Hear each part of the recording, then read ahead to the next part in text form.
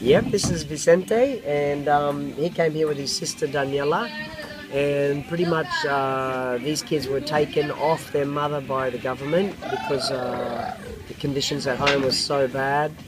They were receiving physical, emotional, and sexual abuse within their house, and so pretty much the government took them out of their home and placed them here at Casa Segura. Awesome. Yeah, this is Louise. As we were talking about earlier, most of the kids here have siblings by their side and probably don't feel so much alone like little Louise.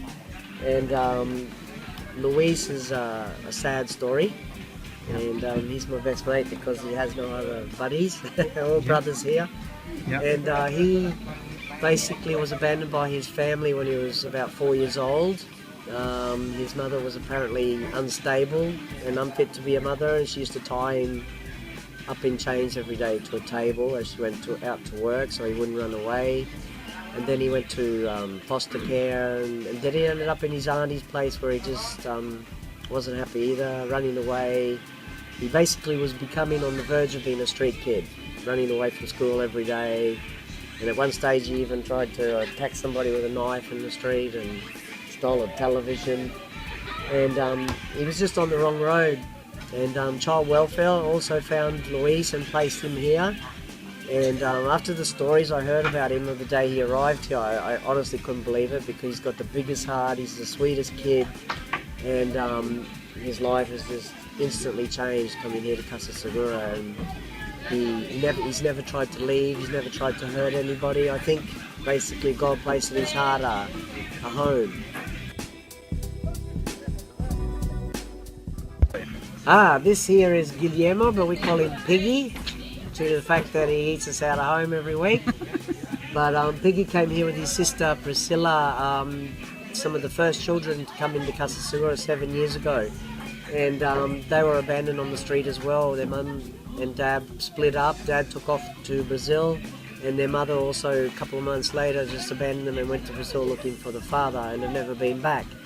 They were living in the streets, under tables in the markets, eating rotten food, and until someone from a church found them and brought them here to Casa Segura. And Peggy's grown up here basically from this little guy up until this big guy. And so as every child has a different story, and God's changing the lives of each child in such a different way. It's amazing.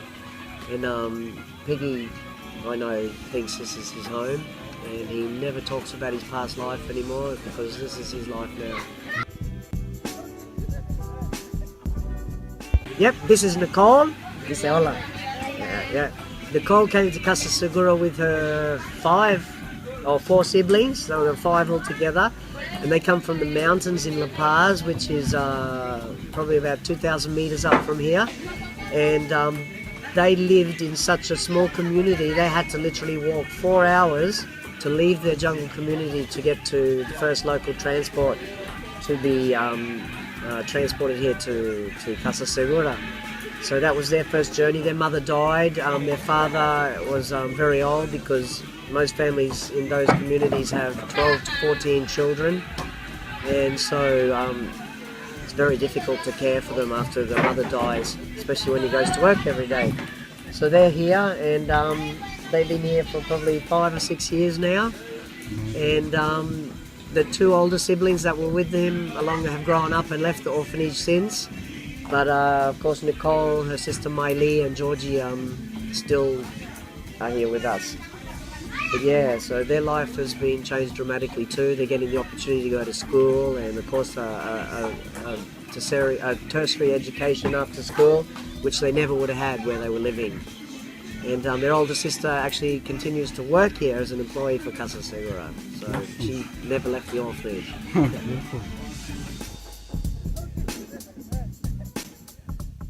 Okay, now we have Elida. Dice hola. Hola. Dice hello. Hello. Anyway, Elida came here to Casa Segura with her 2 brothers and another sister.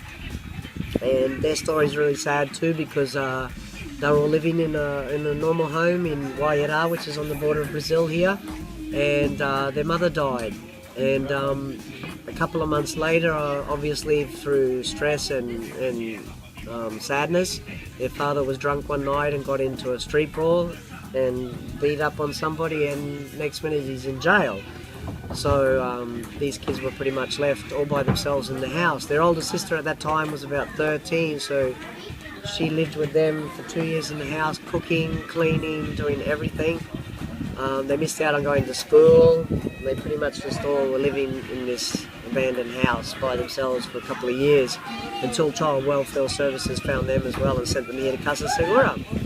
But since their dad has been let out of jail, and by the government he's not allowed to come and take them back because he's not fit basically to care for them, but he comes and visits them on a regular basis, and it's a great guy.